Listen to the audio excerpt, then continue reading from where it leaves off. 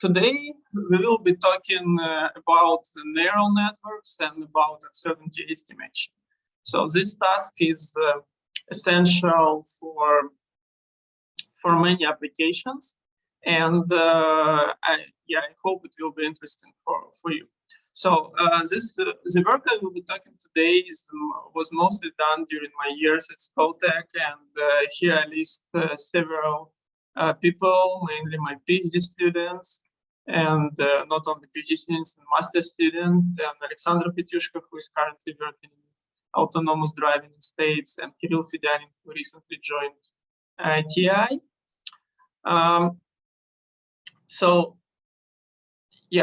Important comment here is that if you have questions that you can ask, but please, if you have some more like curiosity questions, I would say, then please keep them to the end, because the plan for today is relatively intense and I have a lot of slides to cover. However, if you have something crucial for understanding, then please raise your hand and or write to the chat, and I will try to answer your question.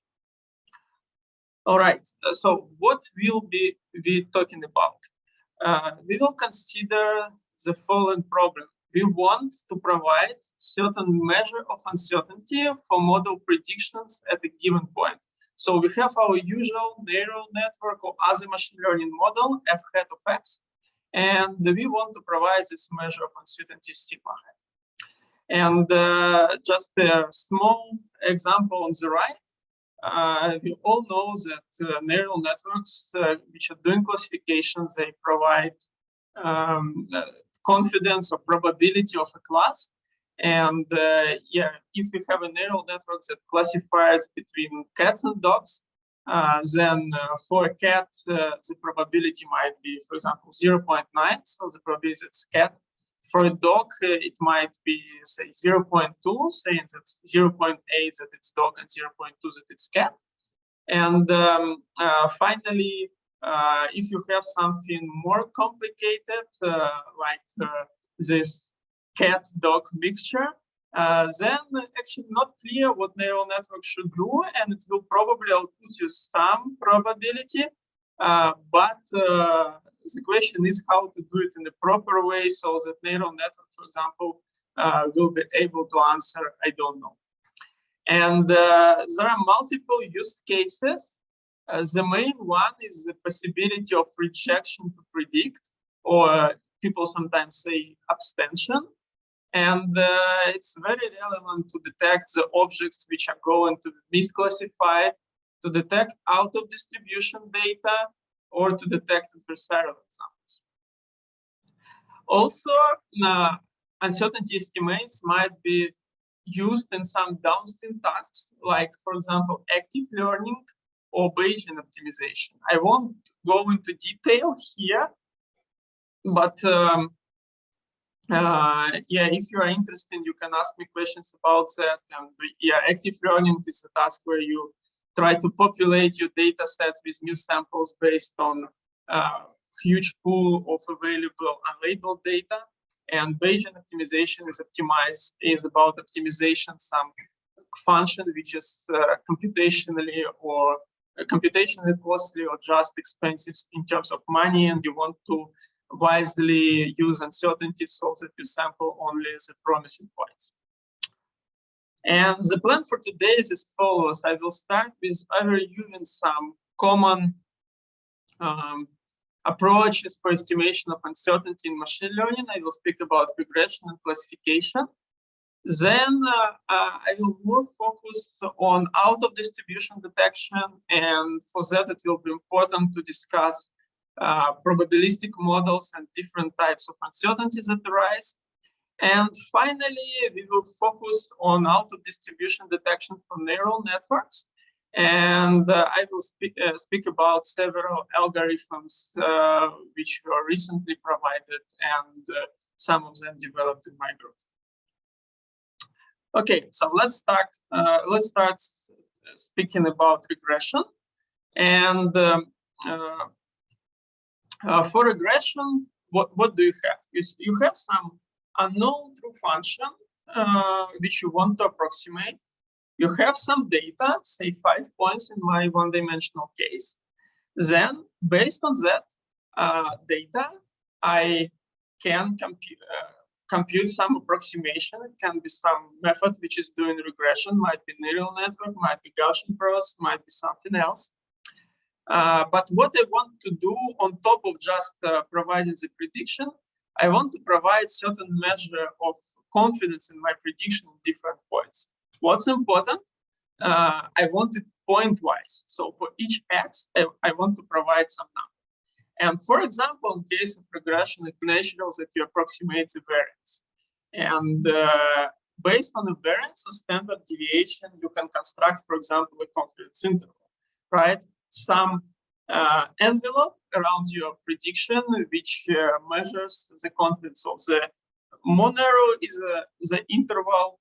We are more certain in predictions. The wider is this interval, we are less certain. And you see that in my example, this interval is doing pretty good job. So the true function is always within this envelope from the approximation. All right. If we speak more strictly in terms of statistics, then we can see this data set. We have x's and y's, so inputs and outputs. And we usually assume that we have model yi is equal to f of xi plus some noise. And then we construct some model based on this data set. And if we speak about confidence estimation, that we should provide the confidence interval. So that's some interval, which is usually, as in my formulation, is centered at your prediction, but in general should not necessarily need to be centered at the prediction.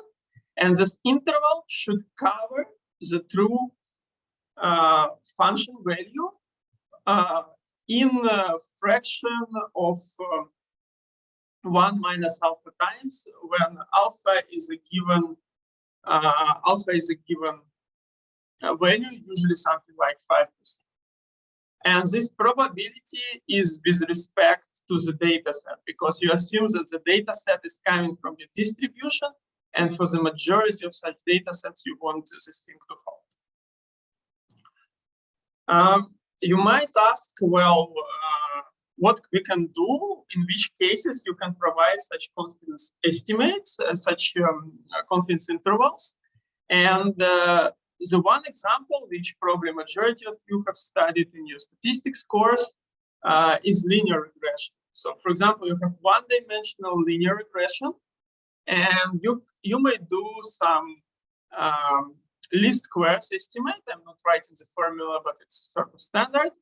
And then under the assumptions of Gaussian noise, your prediction is going to be Gaussian again.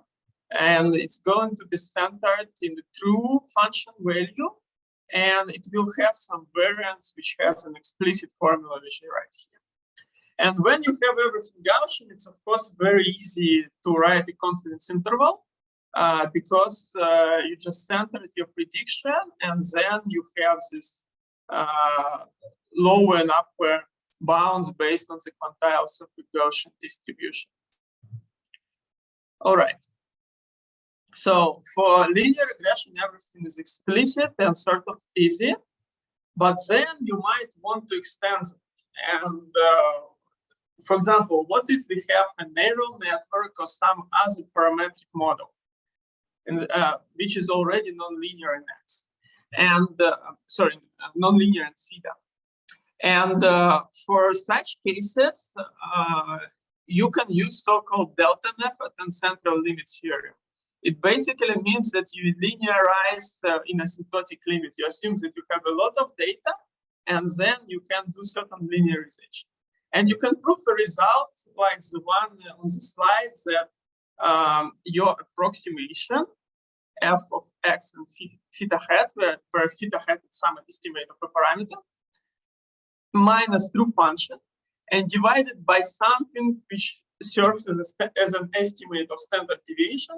So all this thing converges to the student distributions with n minus d degrees of freedom, where d is the dimension.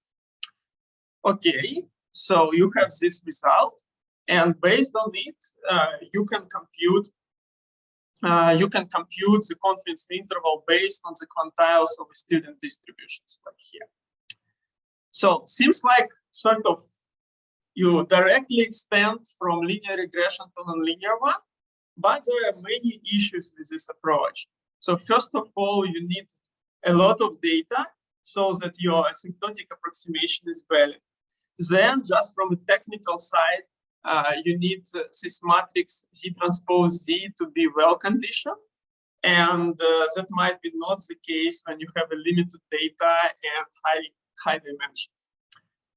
Finally, it just becomes computationally expensive because matrix Z is n by d, and computing it when you have millions of points and dimensions thousands is non-trivial. In one of our works, we recently explored the approaches to overcome some of these difficulties by applying low-rank matrix approximations based on sketching. And well, it might work to a certain extent, though, for example, in our work, we didn't manage to scale it to really large networks. So you can do for some medium-sized network for relatively small data set, but for really large, like some ResNet networks, it becomes computationally infeasible. And so probably something can be done further in this approach, but well, I'm not quite sure. So this was a bit of information on some classical approaches and how can you apply them. And later on, we will consider some approaches which are computationally less expensive and probably a bit more useful when applied to modern large neural networks. But before coming to these approaches, let us discuss the classification. And for classification, situation is a bit different from regression. Why? Because you can do regression without caring about like probabilities at all. Yeah, of course, we all know that least squares, they can be interpreted as a maximum likelihood estimate for Gaussian errors. But in principle, you can forget about it and just use the squares, and you have any probability appearing anywhere. However, in like the vast majority of classification methods, they always output the probability. So they not just give you labels; they output the probability of these labels, and it looks like a natural measure of uncertainty. So you consider the probability of a class 1. Or you may consider the probability, the maximum probability over all the classes you have. And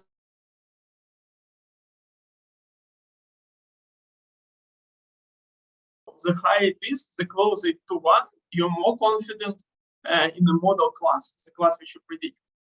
And then you may consider the corresponding measure of uncertainty, but just you take 1 minus this maximum probability.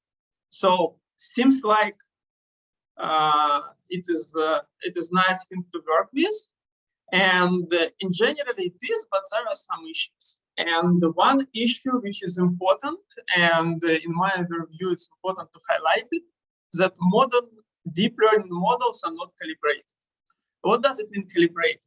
You want this probability, like in an ideal world, you want this probability to be meaningful. So that if you consider some objects which have the predicted probability, the probability predicted by the model close to P naught, say 70%, you want the accuracy on a set of such objects to be also approximately equal to the 70%. So that the probability which is being output of the model directly corresponds to the probability of error on this object.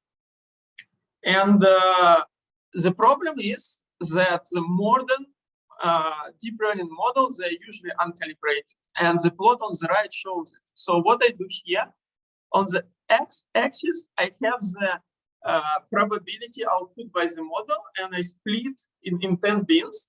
And on the y-axis, I have the accuracy of the model on the corresponding set of objects. So, for example, for the I don't know, for the last bin, we consider objects with probabilities predicted by the model from 0.9 to 1, and we compute an accuracy for such models. And what we see that from this plot that modern neural networks are overconfident. What does it mean? The accuracy is always lower and sometimes significantly lower than the probability we expect. So like you see, for example, the column corresponding to the probabilities from 0.6 to 0.7, but the actual accuracy is not something 0.6 or 0.7, it's 0.4, a bit more than 0.4. So ideally, we want this plot to follow the diagonal.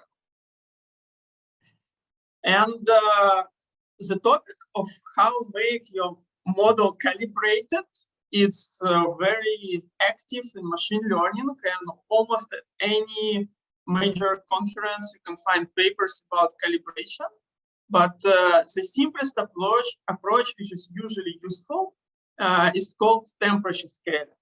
And like if you want something to take from the shelf, it's the way to go.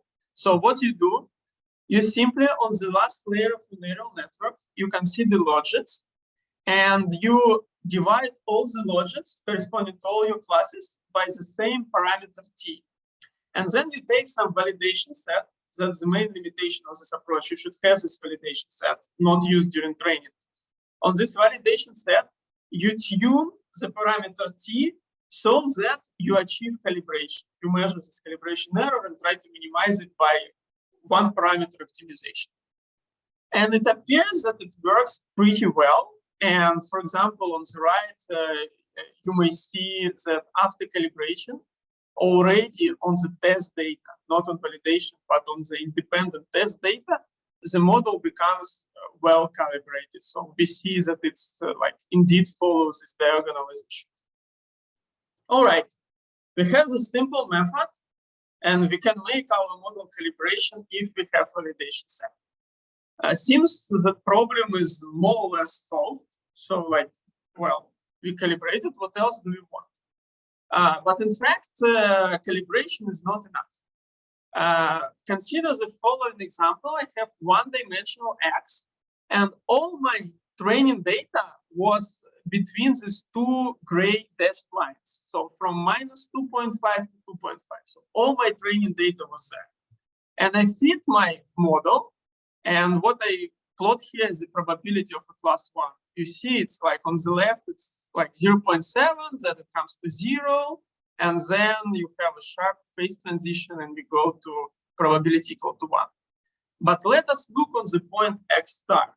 So it is point with a value equal 4.5, and it's very far from the training data. However, my model very confidently predicts, like it extrapolates and says the probability is equal to 1. Do we have any real grounds to say so? Probably not, because this point is extremely far from the trained data. And even if my model is calibrated, this model will be calibrated on a validation set, which probably comes from the same distribution as the training data. And for point 4.5, in this example, we don't have any grounds. Even meaning of calibration doesn't have real meaning because we don't have data there. And this problem is important, and that's why this out-of-distribution detection comes so we want to consider out-of-distribution detection, which means that we want to detect points which are very far from the training data, and for which we want to say, okay, I don't know what to predict here because I was not trained on the data which was sufficiently similar to this point. And to introduce out-of-distribution detection in a proper way, I need to speak a bit about probabilistic models and uncertainty types. So let us consider the probabilistic data generation, and we consider samples then which come independently from a joint distribution of x and y's. And this joint distribution can be decomposed into marginal and conditional one in two different ways. The first one is that it's likelihood P of y given x times the covariate distribution, so the marginal distribution of your inputs P of x. And the second way how you can decompose it, it's a different one, is P of x given y, so label conditional covariate distribution times P of y, which is distribution of labels. Okay, that's some formulas, but well, how these formulas can be helpful? We can consider two different situations. The first one is called in distribution, and it means that the data, so we train our model on the data which comes from distribution P train, and then we want to test it on the data which comes from distribution P test. And we say that we are in distribution situation if P test is the same as P train. And we say that we are in out of distribution situation when P test is different from P train. But this difference can be different, and we have several variants. The first one is covariate. It means that the distribution of covariates changes. You assume that likelihood is fixed, but distribution of covariates changes. So you start to obtain points from a new regions of your design space. So you will many examples of this type can be considered, and I will consider some later. The other possible variant of distribution shift is label shift. So you have the same conditional distribution of classes P of x given y, but the classes on test start to come in different proportions. For example, it might be age, right? So you had a data set with a certain age distribution, but then you deploy your system somewhere where this distribution changes significantly, for example, in the other country. And the extreme case of the label shift is so-called open set recognition, when you start to get new classes during testing. It's like, for example, face recognition. And this issue of out of distribution detection and data shift in general is very important, because if you look on the pictures on the right, these are some pictures which were with a high confidence classified with the following labels. So the first one was with high confidence classified as a king penguin by a neural network. The second one is a starfish.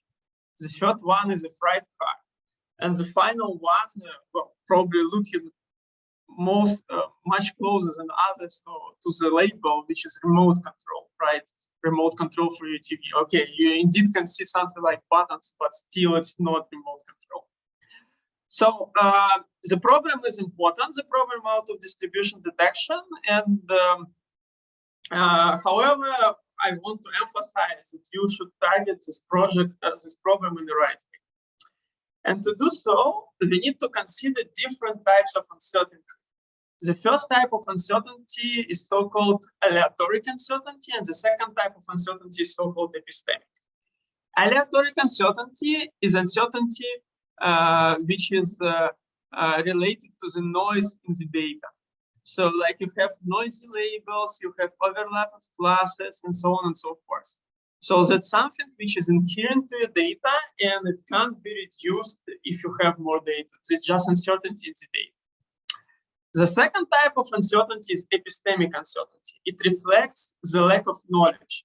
For example, in some region of your data space, of your design space, you just don't have any samples, so you have very few samples. So your model can't be accurate enough because it didn't have enough data. And this type of uncertainty, epistemic one, can be reduced when more data is given. And apparently, epistemic uncertainty is directly related to out-of-distribution detection because, well, we will have high epistemic uncertainty for out-of-distribution. Just to illustrate this concept, consider the following example. So what we have a linear dependency, but we have two regions. We have only two regions where we observe the data. From -3 to -2, where you have a high variance, and it means high aleatory uncertainty. And the second region from 2 to 3, where we have low variance, which means low aleatory uncertainty. But to the left of the data, to the right of the data, and between our two data samples, we don't have any data. And we don't have any real grounds to say that the dependency is linear in this region. It might be something else.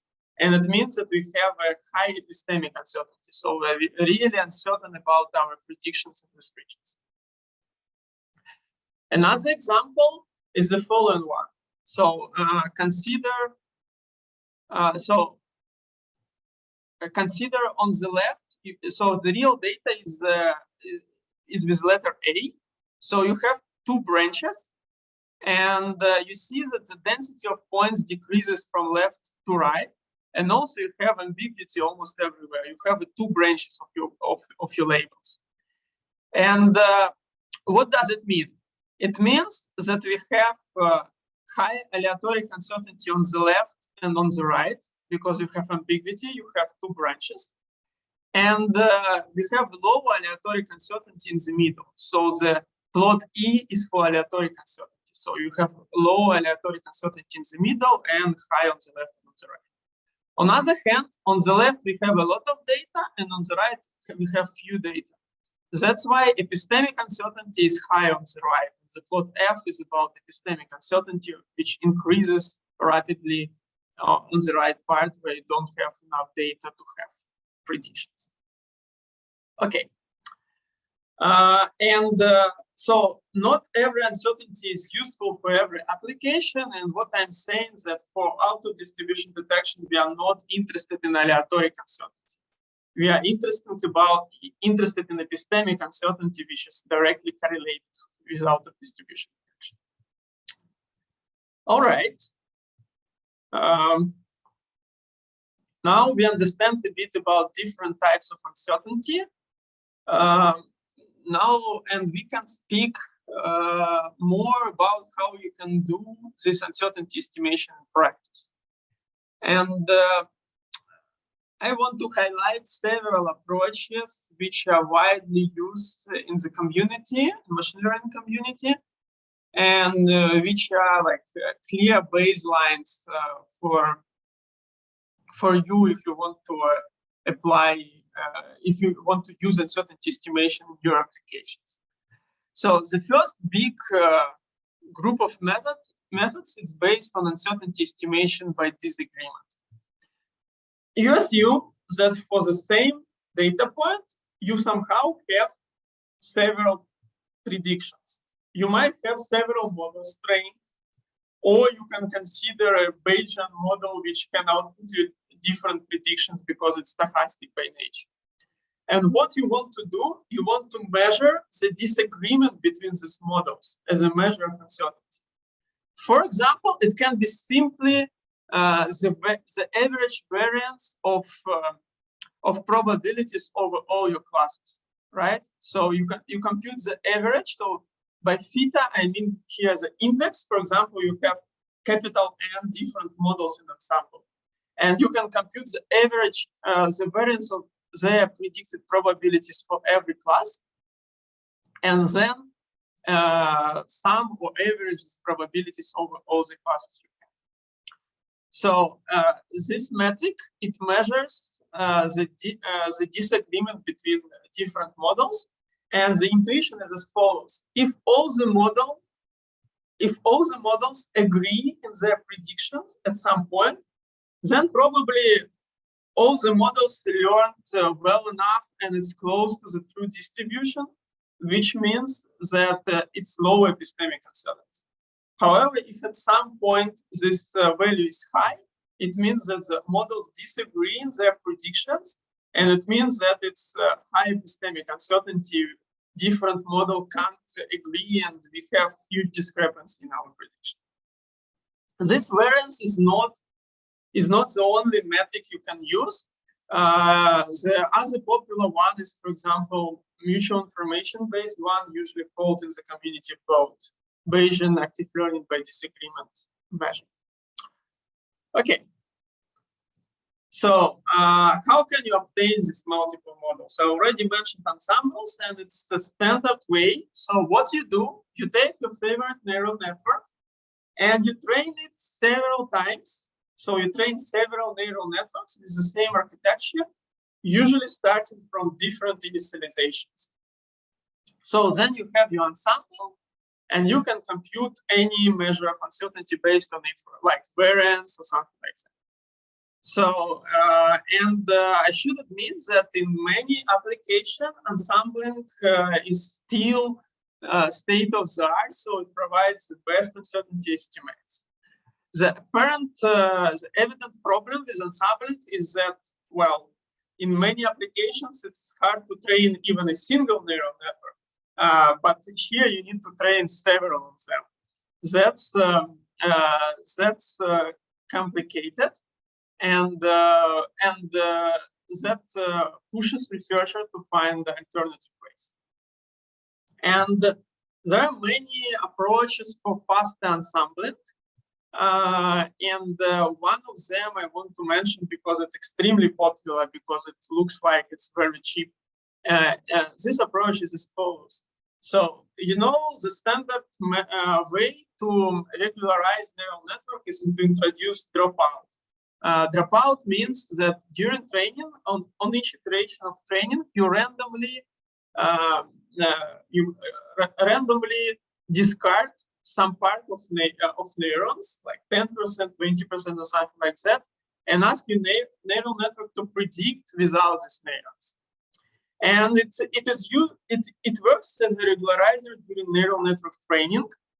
However, it can be also used during inference. So you can switch on dropout when you do predictions, and then compute, for example, variance of standard deviations of the prediction. So essentially, from a single neural network with dropout, you get an ensemble. So you save time on training. Still, you spend a lot of time during inference because you need to do inference many times. And there are many papers about that. So it was popularized by Yirin Gao and Zubin Khahramani in 2016. And then there were many works that aimed to improve it, to make it more computationally expensive, more efficient, and so on and so forth. However, if we speak about out-of-distribution detection, the problem with Monte Carlo dropout, and actually with many other methods, that it's still overconfident for out-of-distribution points. So on this picture, what I have MNIST dataset, which is mapped into two-dimensional latent space of outline encoder. So I just project my numbers, my digits, into two-dimensional space. And what represented by this grayscale here is our measure of confidence. The lighter the color is, closer to white, the more we are confident in our predictions. And what we see that we go very far from MNIST, so say upper left corner, and we see very light color. So it means that neural network is extremely confident in its predictions there. So if you reconstruct these digits, for example, from latent space, you will get some random set of pixels. So these methods don't really work well for out-of-distribution detection, and you might try to do something more efficient. And in the final part of my talk today, I want to focus on a certain approach for, like not really an approach, but a scheme of which covers several methods for uncertainty estimation based on a single deterministic model. So idea is very simple. Let us look on the network not as a predictor, but let us consider one of the final layers of a network as something which produces your embedding of your data in some Euclidean space. And after that, the idea is very simple. We look on the embedding space and project all our training data set in this embedding space. And if in this embedding space we are close, for the new point, if in this embedding space, if we are close to the training data, then we are in distribution. If we are far away from our training data in embedding space, then we are out of distribution. So, and it allows, the usage of such method allows to achieve remarkable quality in some cases. For example, consider the following data set, so this famous 2-moon data set. What I plot here on the left, I consider the ensemble of neural networks. And the blue color means high uncertainty, the yellow color means high confidence. And we see that, so if you go beyond, like in the direction to one of the corners, like upper left corner, we see that the neural network is extremely confident in its predictions there. While probably it doesn't have any grounds for that because we are very, very, very far from the data. And uncertainty region is only between the classes. However, with one of the models of this type, which I just described based on invariance, we see that everything is perfect. We are certain only close to the data. And if we are far from the data, in between the classes, or we go just, to the borders of this rectangle, then we are very uncertain because we are really far from the data and we don't have much grounds to assess and to give any prediction. So this picture illustrates that such models are useful. I probably will skip several slides to be in time. However, the important thing for such models to work very well is that you avoid the feature collapse problem. What is feature collapse? Feature collapse is when you have two different points in input space, but then in embedding space, you obtain the same point or very close points. That's called feature collapse.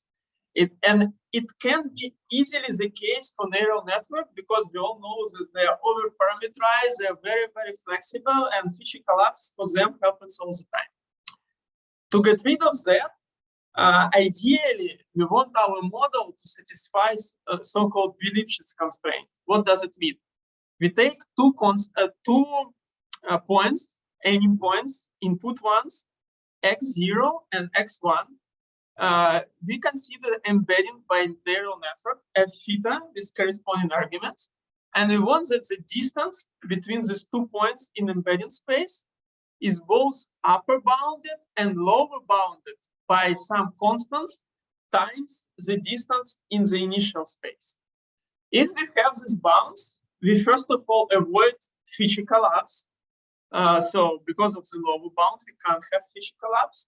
And second, we are sensitive. We are able to distinguish. We are smooth. We can provide the compact representations because we don't have high gradients due to usual Lipschitz constraint. Of course, to achieve something like that for deep neural network is complicated, but you try to do it.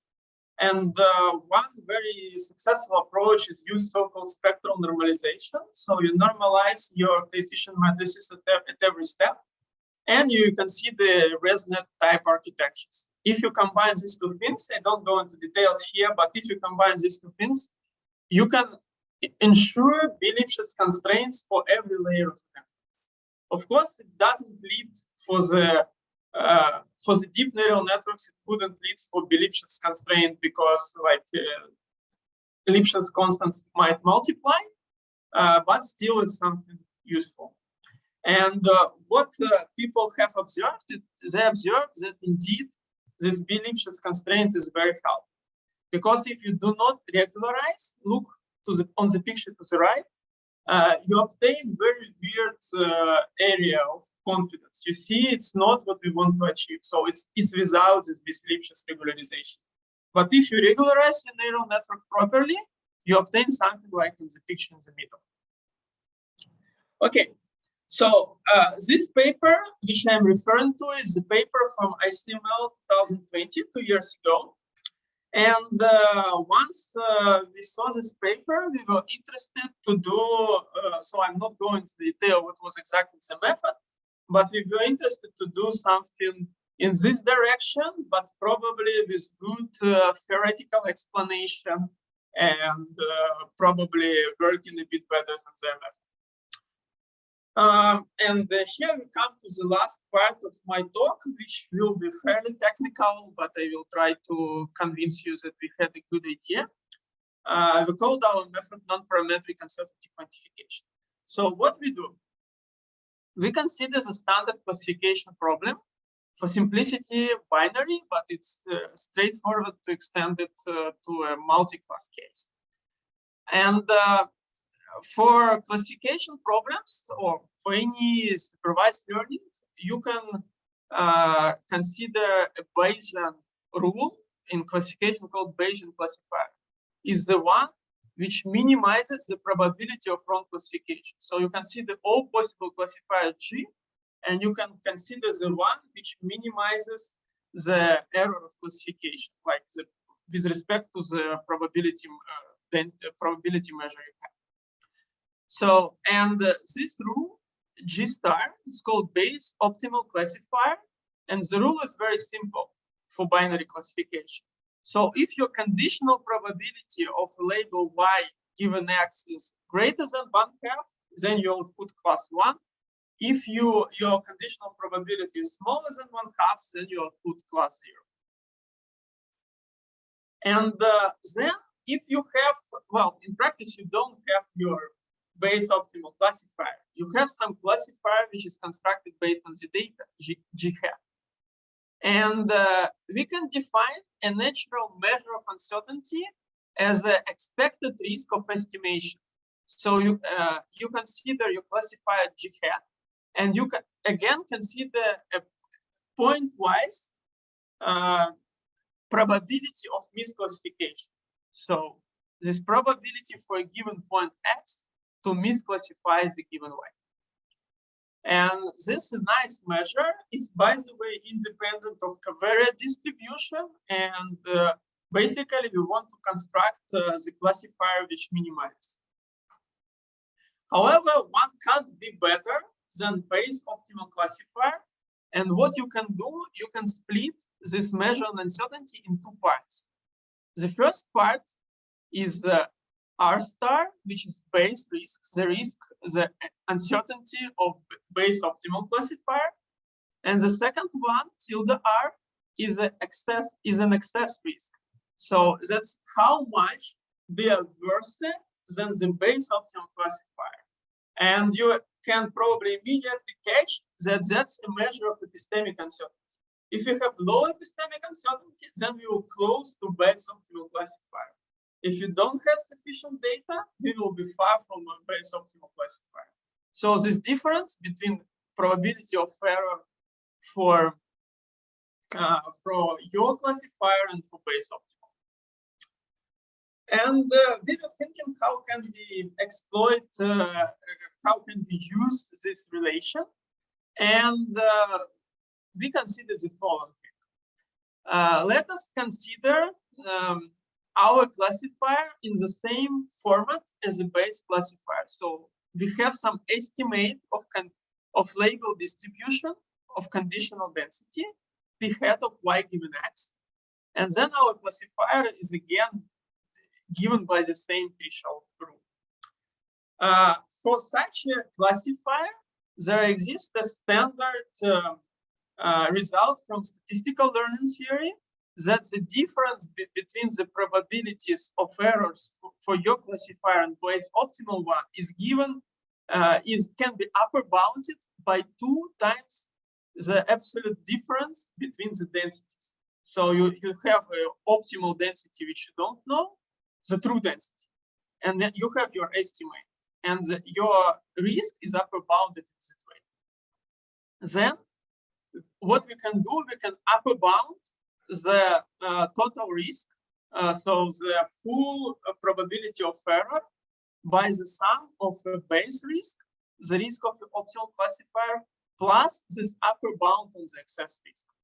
So we have base risk, it's our aleatory uncertainty, the error of optimal classifier, and we have epistemic uncertainty, or upper bound on epistemic uncertainty. So, well, this decomposition of this upper bound might be useful only if we find the way to estimate it.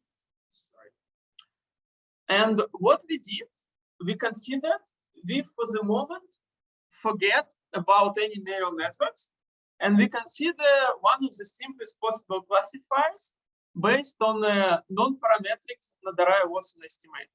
So to say briefly, you have a kernel-based estimate of conditional label distribution. So for each class C, you estimate your conditional density by a certain kernel. Well, some weird classifier, why should we use it?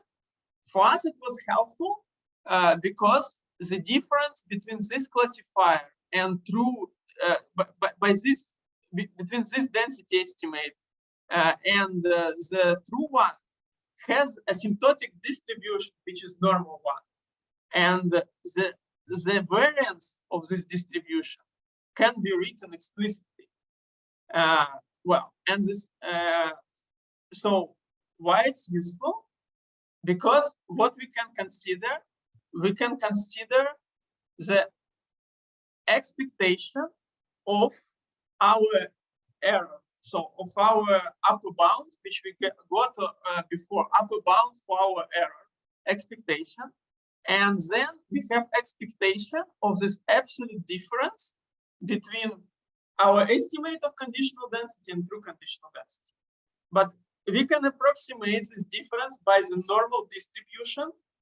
And for normal distribution, we have this expression. And then we can compute this estimate. So what we obtain finally? We obtain finally that the uncertainty estimate, which has two parts. First part is about aleatory uncertainty, 1 minus maximum probability. And the second one is about epistemic uncertainty. And this epistemic uncertainty is given by this fraction.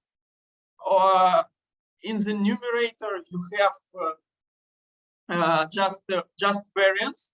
And in the denominator, you have the most important part for us. That's a marginal density of X. So this variance will have high values if we go far from the data where we have a low density of X.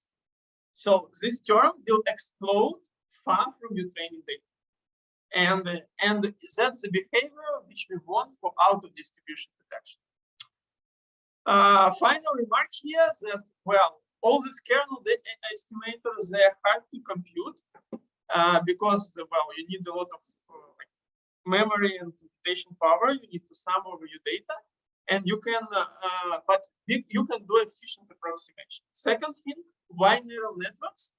What you can do, you can train your neural network, project everything in embedded space, and then consider your data in embedded space as new training points and train your kernel estimator on top of them. So you consider two-step procedure. You get a neural network as an embedding mechanism, and then you do kernel estimation in embedded space. All right, so that's the approach. We even have some theory about it, not included in this slide, but you may look in the paper.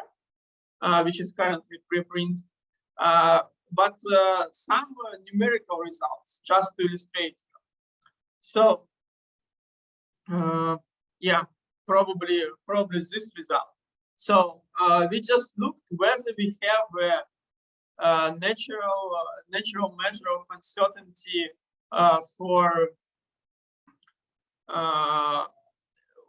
whether we have a natural measure of uncertainty for our images. And we see that what we show in the upper row, we show some images which were given the low uncertainty for by our approach.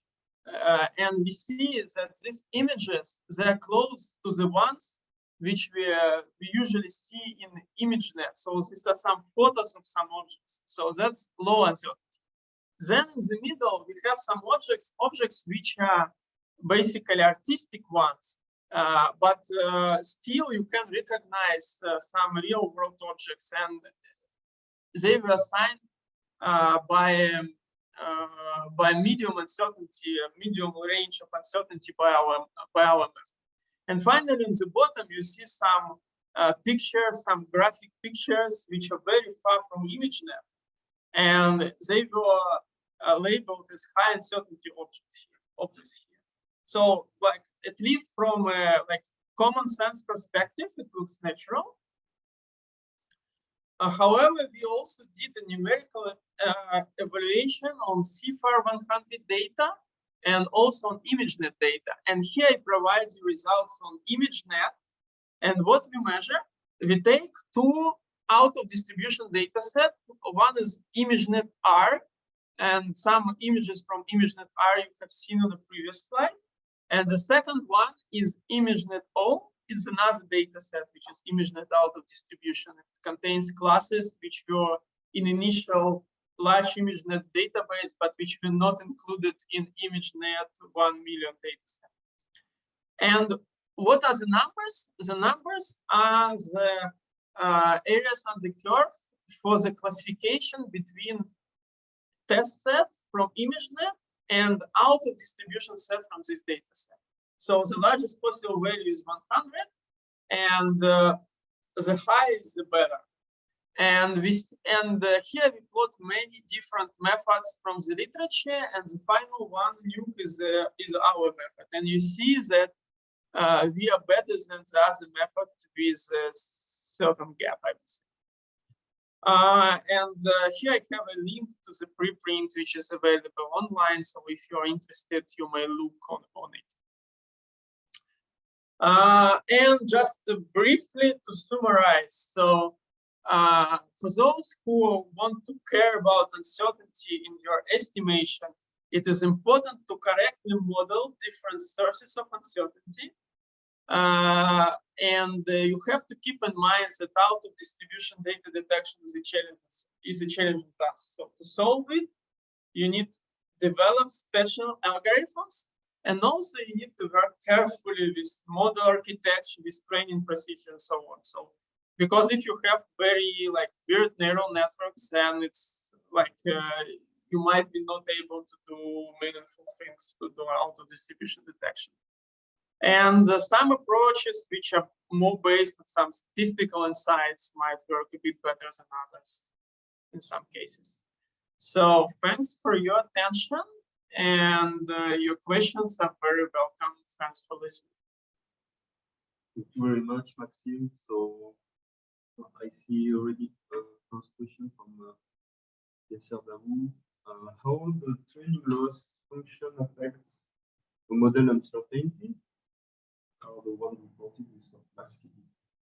Okay, so if I understand the question by Yasser correctly, is whether you can say something about uncertainty of the model from your cross-entropy loss. The answer is that you can't say much because the model usually becomes overconfident. So if it's well calibrated, right, then cross-entropy will be a natural measure of uncertainty. It will be a very good measure of uncertainty, for your model on average. But considering that the model becomes overconfident, so that probabilities doesn't mean much except that they are sort points in the right way, then this loss of cross-entropy won't really give you a good idea about it. I'm thinking of some losses that are, for example, L1 norm is more robust to outliers. Yeah. So yeah, I think that it could have an impact on something. Yes. So in fact, if you speak about regression, sometimes people consider sort of Gaussian loss. So what you do, you take a neural network and you add to it some new head which predicts variance. And then instead of usual least squares, you can see the weighted least squares, where in numerator you have your squared residuals, and denominator you have a variance predicted by your network. And that's very, very natural. Okay, so Yasser has specified his question. So if you train with various loss function, well, Yasser, I'm not sure about classification, to be honest. So general answer is that yes, it may affect your uncertainty of your model, but the approaches I know, they mostly focus in introducing some losses which allow you to train your uncertainty prediction subnetwork or model or algorithm in the right way. So there exist different approaches, and you can incorporate it in Bayesian training, or as I just answered to Shar, you can use it in regression and so on. But if you just say me, I have a cross entropy loss and I have, I don't know, least squares loss over one hot encodings, I won't be able to tell you which is better in terms of capturing the uncertainty for the big neural network. Thank you for your answer. Any other question? I have some questions. One, like this uncertainty, can you use this uncertainty to recommend data, like data that should be completed? This is not active learning, no, because active learning is automatic learning, kind of. But I'm really saying, okay, for example, this label miss some data in some sort of way, I don't know. So can you use some sort of Bayesian experimental design? Yeah, in principle. So I'm not sure that I fully catch the difference with active learning, but usually active learning is exactly based on the idea that you take some high uncertainty points, and these points will be helpful for labeling, because if you label them, then your model will be improved in the future. And it's sort of based on the idea you just described, so that you can use an uncertainty estimate, you can find some high uncertainty points, and you can label them. So active learning prioritize the most important points. Yeah, exactly. And usually in the majority of approaches I'm aware of, you exactly use this uncertainty estimates to prioritize. I actually can, in future, I can give a talk or tutorial on active learning and on design of experiments if people will be interested here. I would be. So I saw also compliments about label noise, and the application was checking boxes for MCQ or voting, black box and white box. So it's quite simple. But this is extremely important. You cannot make a mistake, because if it's voting, you basically make a wrong choice for someone. For MCQ, you say to someone that he's good or bad.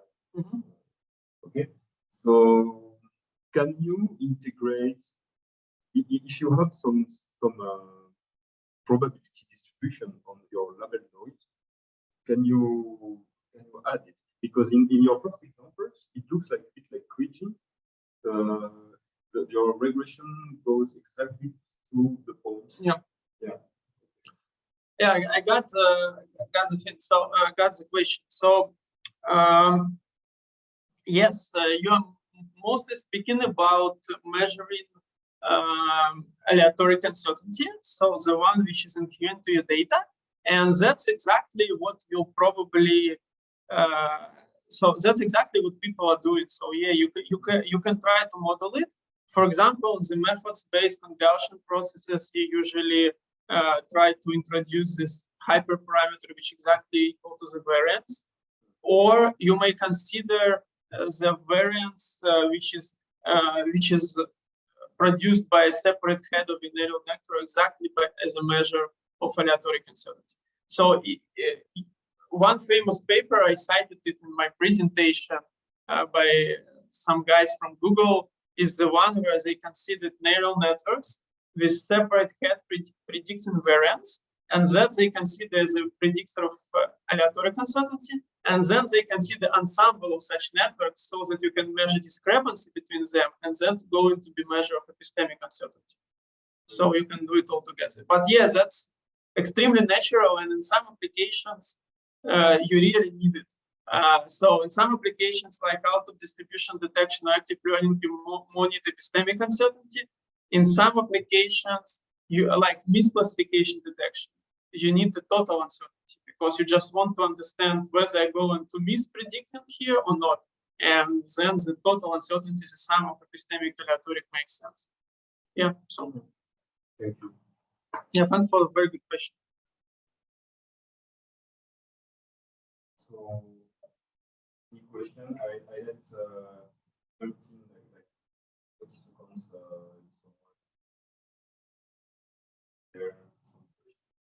Okay, yeah, guys, just so I think not sure my mail is still, yeah, my mail is probably still here.